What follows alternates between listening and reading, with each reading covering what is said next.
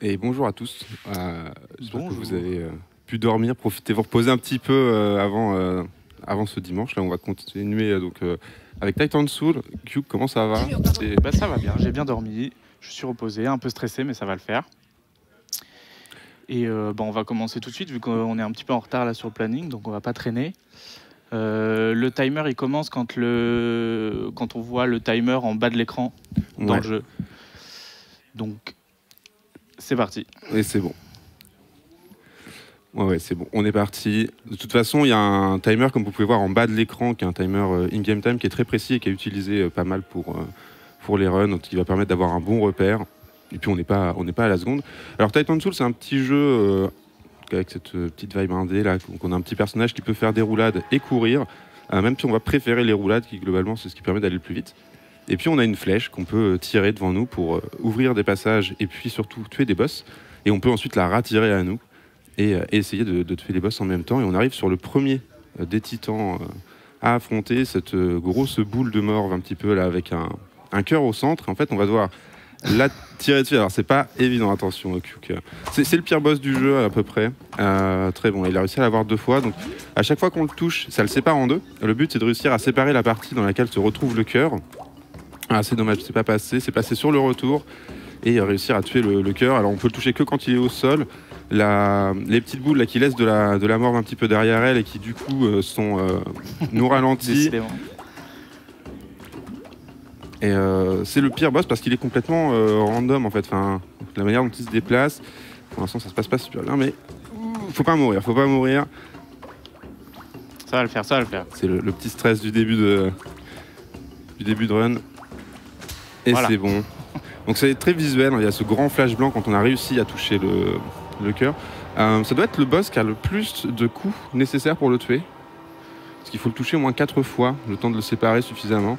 La plupart des autres qu'on a vont être sur 1 ou 2 coups. On rentre, on tire une fois pour les déclencher et après il y a soit une petite énigme ou pas pour réussir à les tuer. Ça. Il y a juste le son du jeu qui est un petit peu fort. J'entends pas trop Zigoubi quand il parle. Je vais essayer peut-être de parler un peu plus fort de mon côté. Alors on arrive sur le Brain Freeze. Je suis pas sûr de tous les noms des boss, mais ce gros bloc de glace là qui prend, qui a besoin, on utilise en fait le feu pour le faire fondre. Et puis ensuite il fait toujours la même chose, il monte, il redescend. C'est ça, on enflamme la flèche en fait et on tire sur le glaçon et du coup le cerveau est disponible pour être tué. Alors si vous avez fait le jeu, vous allez peut-être être surpris hein, par la rapidité. Si vous aimez les musiques du jeu, vous allez être déçus. Les boss vont globalement tous être tués très très rapidement parce que ils font la même chose à part le tout premier qu'on a vu et donc ça va permettre d'apprendre un peu tout. Petite flèche qu'on tire ici, c'est un peu plus rapide d'ouvrir la porte au passage, mais on a déjà le cube à aller tuer. Cube qui pareil va être tué de manière assez rigolote. En fait il avance vers nous et en retirant la flèche, on lui met la flèche dans l'œil tout de suite. Boss très simple celui-là.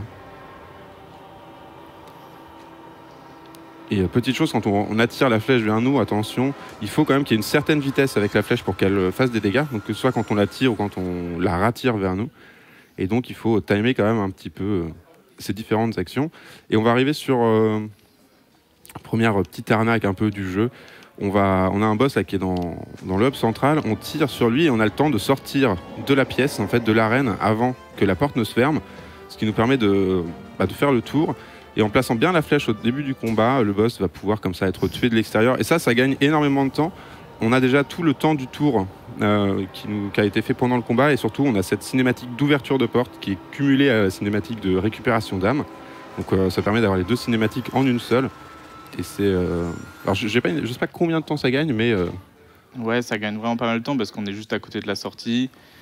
Et en plus, ça fait les deux cinématiques en même temps, donc c'est parfait. Et puis, c'est quelque chose qui a été prévu par les développeurs du jeu, vu qu'il y a un succès qui se débloque quand on tue ce boss-là, quand on est derrière lui, ce qui n'est pas possible quand on est à l'intérieur de l'arène. Donc, c'est qu'ils y avaient pensé. Et on arrive au premier ascenseur vers la première zone, enfin la deuxième zone du jeu. On sort un peu du tuto. Je sais pas s'il y a quelques dons, mais on a On a un une peu de petite temps. minute.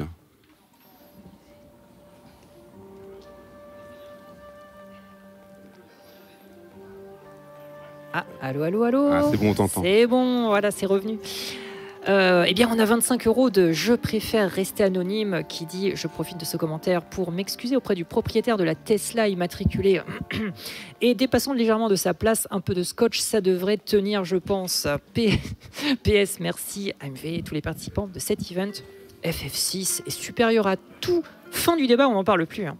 Mana on Wheels, 25 €. Bonjour, grand bravo à l'équipe et à tous les speedrunners pour cet event de qualité. La question ne se pose pas, le meilleur FF c'est Crystal Chronicles sur GameCube. Gardez la pêche, bourrez les dons. Et puis Arnaud Pierruel, 100 balles. Quelle idée d'organiser un speedrun le week-end d'anniversaire de mon fils. Bon, enfin, au moins toute la famille en profite. Alors merci pour cet event. C'est un beau cadeau d'anniversaire à avoir. Complètement. Moi, Alors que pendant cela, qu'a tué le champignon, on fait une roulade, on tire dessus. On tire dessus, on fait une roulade et puis on attire la flèche. Et on va avoir le petit boss énigme. Ouais, pas de souci, ouais. C'est ça. En sachant que cette zone-là, c'est aussi un peu un labyrinthe. Il faut prendre les bonnes directions dans le bon ordre pour arriver aux différents boss. C'est les labyrinthes à la Zelda où il faut prendre la bonne sortie, sinon on tourne en rond. Et on a ce gros boss... Cette fleur aux épines qui tourne en rond et qui nous envoie du poison, le petit nuage violet bien entendu, ça nous tue. Mais ça nous tue pas immédiatement le poison, contrairement à beaucoup de choses dans le jeu. Un petit moment dedans. Et on va devoir lui tirer dans la bouche pour ouvrir le boss et ensuite tirer dans l'œil. Et ça s'est pas passé. Ah non, et en plus j'ai pas pris le checkpoint. J'avais dit que je le ferais, je l'ai pas fait, je me suis dit allez le beau jeu. Et ce qui est difficile, c'est qu'on réapparaît sur l'ascenseur, que l'ascenseur fait office de checkpoint. Sauf qu'on réapparaît sur le bouton qui active l'ascenseur et donc on descend et après on remonte. Dame, si tu as le temps, tu peux refaire un petit don. Mais du coup, ça montre bien aussi qu'il ne faut pas se rater dans Titan Souls parce qu'on perd tout de suite 1 minute et demie dès qu'on meurt. Voilà.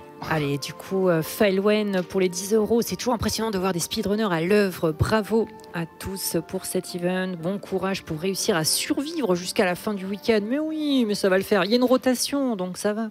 10 € de la part de Léa. Petit don pour un petit budget, mais écoutez, ce n'est pas, il n'y a aucun problème avec ça. Première fois que je regarde du speedrun avec autant d'assiduité, c'est génial. Merci MV, merci tout le monde. Et joyeux anniversaire à moi. Oh bah le joyeux anniversaire à toi Léa. Oh bah ça c'est fou. Chinelé, moi je préfère les croissants, 10 €. Merci. Alors on va le rematch. Cette fois-ci Q qui a pris la sauvegarde. En plus c'est une sauvegarde qu'on aura besoin plus tard et ça gagne, je sais pas dans le temps, mais ça gagne une petite diagonale de le faire. C'est vraiment un tout petit. Mais bon, il n'y a pas de souci, c'est bon. On lui tire à nouveau dedans. En fait on l'ouvre et c'est bon. Ça fait partie de ces boss qu'on peut pas... Il y a deux types de boss. Il y a des boss qu'on peut faire au D-pad. Et on a des directions. La roulade est toujours la même. Donc on fait roulade vers le haut. Ensuite 45 degrés au nord-ouest. On est content. Ça marche tout le temps. Et puis il y a des boss où on a besoin d'ajuster un petit peu avec le stick. Et il suffit d'être un tout petit peu à côté pour que ça passe pas. Ce qui s'est passé ici la première fois. Mais c'est bon, c'est reparti. C'est ça. Et du coup, normalement, le checkpoint, on le prend à ce moment-là. Parce qu'on passe automatiquement dessus. Et ça, c'est une sauvegarde qui est importante. On va continuer à faire pas mal de boss et on va esquiver toutes les sauvegardes qu'il y a parce qu'on va avoir besoin ensuite pour quitter la zone d'aller vers une deuxième porte, un peu comme celle qu'on a vue tout à l'heure avec la cinématique. C'est ça, en fait, c'est le checkpoint qui est le plus proche de la zone de fin. Du coup, c'est là qu'on va vouloir se téléporter une fois qu'on aura battu tous les boss qui permettent d'ouvrir la dernière porte. Parce que le monde, donc on a cette zone tutoriel et ensuite cette partie-là où il y a 5 parties, il y a une forêt, une montagne, un volcan, des ruines et un cimetière avec chacun quelques boss. Et on fait l'ordre, en gros on fait un arc de cercle du point le plus proche de la porte vers ensuite avoir assez de boss. Il faut qu'on en tue 8 dans cette zone-là. Et on va avoir le prochain, donc le roi Elanan. On va pas voir grand-chose à l'écran, mais vous voyez là, sa flèche va rester auprès du pylône. Il va attendre en bas, tranquillement, se repérer un petit peu à la musique. Je vais laisser écouter. Et ensuite, en fait, en attirant la flèche, ça tape dans la flèche du boss. Ça le rend vulnérable et là notre flèche va se retrouver suffisamment loin pour qu'en l'attirant à nouveau le boss se prenne la flèche dans le dos et c'est un boss qui est très dur de base et cette technique là quand elle est bien faite ça passe vraiment très bien. De manière générale tous les boss sont très durs de base. C'est vrai. C'est un jeu qui pardonne vraiment pas vu qu'on a qu'un seul point de vie.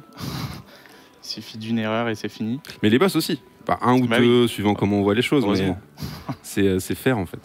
Un petit boss caché. Alors il y a des boss qui sont plus ou moins cachés. Il y en a 2 ou 3 dans le jeu qui sont un peu durs à trouver par rapport à d'autres. Là, il faut tirer une flèche derrière les. Il y avait un interrupteur caché qu'il fallait toucher pour ouvrir le passage secret qui donne accès à ce boss.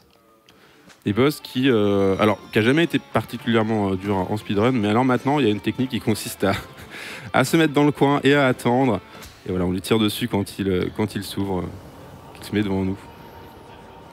Petite technique. Alors ça gagne rien par rapport à tourner en rond Non. simplement, mais voilà, petit rigolo. safe spot qui est très précis et il faut se mettre au bon endroit. C'est pas juste on se met dans le coin et ça passe.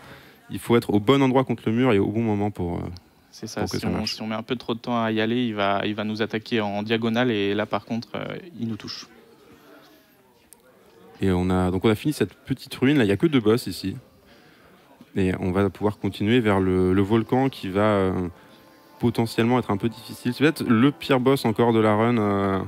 C'est ça. Sans doute. Avec le premier. Et qui arrive, boss sur lequel il y a pas mal de petites choses à faire. Heureusement, on a deux petits boss un peu plus tranquilles avant. Mais même si on parle de boss qui sont plus ou moins durs, ça reste sur des timings très précis et c'est toujours, on n'a pas le droit à l'erreur. C'est ça. Donc là, on rentre, on a ces petites inscriptions. Le jeu qui a pas d'ennemis, il y a juste de la musique et on se promène. Mais il y a des tas et des tas d'inscriptions qui donnent un peu ce côté énigmatique, ce côté un peu Shadow of the Colossus qu'on a pu voir hier dans le marathon, qui est clairement une inspiration pour ce Titan Soul. Et ce boss, ce boule de feu, alors il a un cristal qu'on voit dépasser de sa tête, c'est son point faible, où c'était très proche, mais c'est bon. Il tire un boulet explosif. Normalement, on l'attire, enfin on doit lui tirer une flèche dans la bouche et attirer la flèche pour l'attirer vers le boulet explosif. Sauf que si on passe derrière lui comme ça, eh bien, il se crache le boulet sur la tête directement et il explose. Q qui a eu un petit peu chaud quand même parce qu'il a failli se faire gober par le boss, mais c'est passé. Ouais. Parce qu'en fait, quand on le contourne, il nous aspire. Et du coup, il faut bien gérer sa trajectoire. Et là, j'étais un petit peu trop près, mais c'est passé. Et donc là, le prochain boss, il va pas falloir cligner des yeux, ça va aller très vite. Sans doute le plus rapide. C'est un gros boulet qui va essayer de nous écraser. Et il se trouve que si on se colle près de la porte au début, eh bien, il est vulnérable tout de suite. C'est sans doute le moyen qui... Faites-le comme ça, ce boss. Il n'y a pas trop de... C'est quand on apprend la run, ça fait partie de ces choses... C'était très facile, en fait. Et on va arriver au premier moment critique. C'est ça. Donc là, c'est un boss où on va vouloir mourir, en fait, juste après l'avoir tué. Et pour ça, il va falloir qu'on... Déjà, on esquive la sauvegarde, important. Oui. Donc on va essayer de le faire attaquer 2 fois. Donc, il faut faire la roulade au bon moment. Ah, et c'est pas passé. Et tant pis. En fait, ce boss-là, on veut le tuer et on veut qu'il y ait une deuxième attaque qui se déclenche juste après qu'on l'ait tué. Ce qui permet en fait d'activer des petits volcans qu'il y a partout sur l'arène. Et du coup, c'est ce volcan-là qui va nous tuer après qu'on l'ait tué. Et comme ça, on meurt pendant la cinématique. Et en gros, le fait de mourir à ce moment-là, ça permet de passer la cinématique qu'on a après chaque boss, qui est assez longue. Et ça permet aussi de nous téléporter directement au dernier checkpoint. Enfin, là, on l'a vu, je suis mort, sauf que je ne l'ai pas tué, donc c'est pas validé.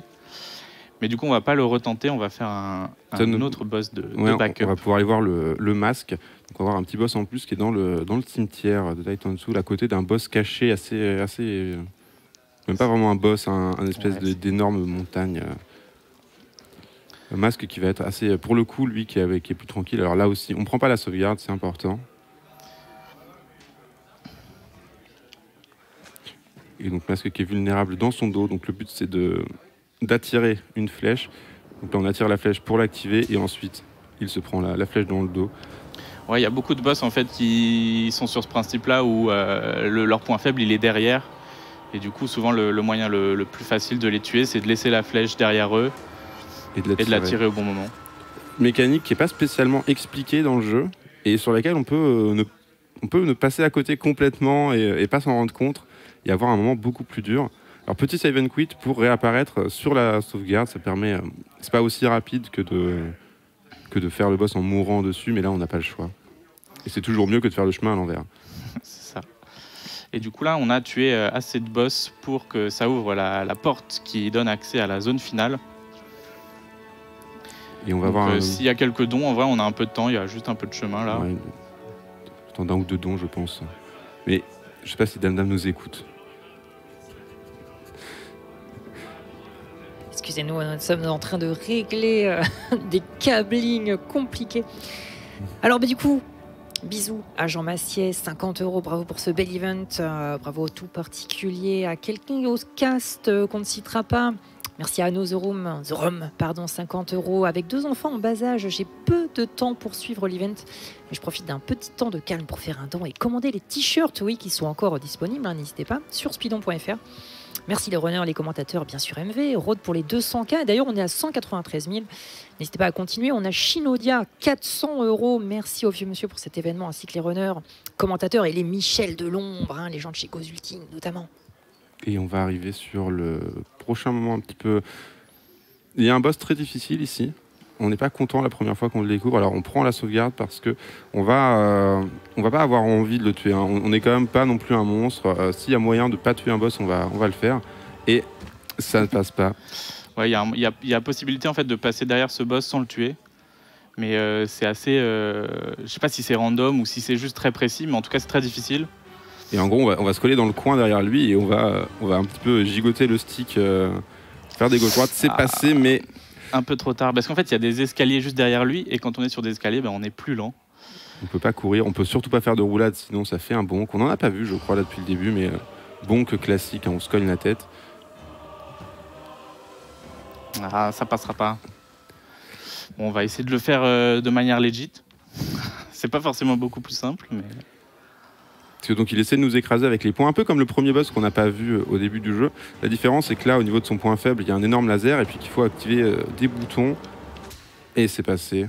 C'est beau. Donc mais là, alors, on peut passer derrière quand voilà. même. Même quand on le tue, on passe derrière parce que c'est quand même plus rapide techniquement. En tout cas, ça permet de gagner un petit peu de temps après. Voilà, c'est passé. Et on récupère en fait son âme ici. Ça va permettre d'avoir la transition Comme ça, on peut de l'âme en même la temps. cinématique dans la transition. Et ça va nous donner un petit glitch rigolo juste après. Puisque tu vas pouvoir déclencher une roulade infinie. Alors ça sert pas à grand chose, mais là en sortant de l'escalier, voilà, on est en roulade infinie. On a la vitesse de la roulade en infini. Mais il faut faire attention de ne pas récupérer l'âme du titan d'avant trop tard, parce que sinon ça fait planter le jeu. Et donc là tu as fait un petit save and quit juste pour skipper la première cinématique de Saul. C'est ça. Et déjà on voit tout de suite, il nous esquive la première flèche. On manipule en mettant la flèche dans le coin, il nous tire pas dessus, on va attendre la faire, une roulade, et c'est fini. Et voilà, time, pardon. 17-06, 16 en in-game time. Ouais, c'est 16 in-game et 17-6 real time. Ah, on a dépassé un tout petit peu, mais on est mort contre Vine. On est... Ouais, la mort contre Vine avec l'ascenseur, c'est hyper... Ça, on est mort aussi dans le volcan, ça fait perdre aussi quasiment 1 minute et demie. Et puis on n'a pas réussi le skip de goal set avant. Donc et là, t'as passé, je pense, 1 minute sur le cœur du début, hein. On l'oublie pas, ouais, mais aussi, qui a rebondi un peu partout. T'as réussi à pas mourir dessus, alors que c'était quand même pas très bien embarqué. Donc, Mais bon, voilà, ça s'est pas hyper bien passé, mais au moins on a vu tout ce qui peut mal se passer dans une run de Titan Souls. On a vu un peu plus de boss comme ça, on a vu le masque en plus. C'est ça, on a vu un boss qui normalement est pas dans la route du NI%, donc c'est déjà ça. Eh bien, félicitations pour ce petit jeu que je ne connaissais pas. En fait, je le connaissais de nom, mais je ne l'avais jamais vu tourner.